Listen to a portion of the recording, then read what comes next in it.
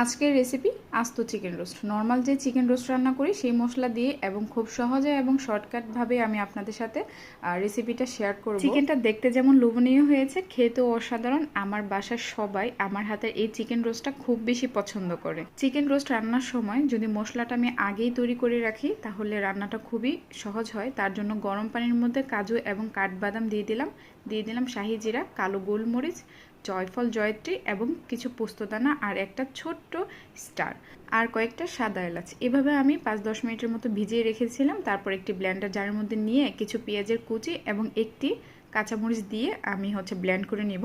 আপনারা চাইলে মরিচটা আর একটু বাড়িয়ে দিতে পারেন আপনাদের টেস্ট অনুযায়ী। অন্য একটি বাটিতে ব্লেন্ড করা মশলাটা নিয়ে দিয়ে দিলাম ফেটিয়ে নেওয়া টক দই। টক দইটা অবশ্যই ভালোভাবে ফেটিয়ে নিতে হবে। দিয়ে দিব স্বাদ মতো লবণ এবং মরিচের গুঁড়া, ধনিয়ার গুঁড়া, জিরার গুঁড়া, রসুন বাটা এবং আদা বাটা। এবার সব কিছু একটু ভালোভাবে মিশিয়ে নেব আর দিয়ে দিব টমেটো সস। এই মশলাটা যদি আগেই তৈরি করে একটা সাইডে রেখে দেন তাহলে আপনার রান্নাটা একদমই সহজ হয়ে যাবে। আর এদিকে চিকেনটা খুব ভালোভাবে ধুয়ে পরিষ্কার করে পানি ঝরিয়ে কাঁটা চামচ দিয়ে একটু চিড়ে নিয়েছি আর দিয়ে দিলাম স্বাদ মতো লবণ, একটু মরিচের গুঁড়া, 1 চিমটি হলুদের গুঁড়া। খুব ভালোভাবে মেখে নিয়ে এবার এটা রেস্টে রেখে দিব প্রায় 15 থেকে 20 মিনিটের মতো। এদিকে একটি ফ্রাই প্যানে দিয়ে দিব পরিমাণ মতো তেল। তেলটা যখন ভালোভাবে গরম হয়ে আসবে চিকেনটা দিয়ে একটা পাশ খুব ভালোভাবে আমি ভেজে নিয়েছি। তারপর উল্টিয়ে পাল্টিয়ে চিকেনটাকে খুব ভালোভাবে ভেজে নিব। এই পর্যায়ে চিকেনটাকে আমি উঠিয়ে নিব। এটা বেশি ভাজতে গেলে আবার চিকেনটা খুলে আসবে, যেহেতু এটা সোনালী মুরগি।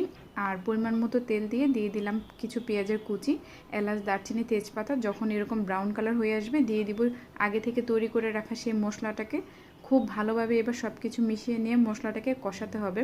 মশলাটাকে যত সময় নিয়ে কষাবেন আপনার রান্নাটা তত বেশি মজা হবে। বাটিটা ধুয়ে আমি একটু পানি দিয়ে আর একটু কষিয়ে নিব। যখন উপরে তেল উঠে আসবে দিয়ে দিব আগে থেকে ভেজে রাখা সেই চিকেনটা।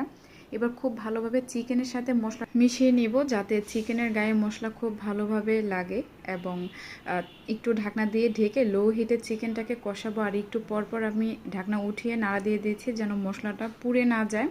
এভাবেই কিছুক্ষণ কষিয়ে নিব। যখন তেলটা আলাদা হয়ে যাবে তখনই দিয়ে দিব লিকুইড দুধ।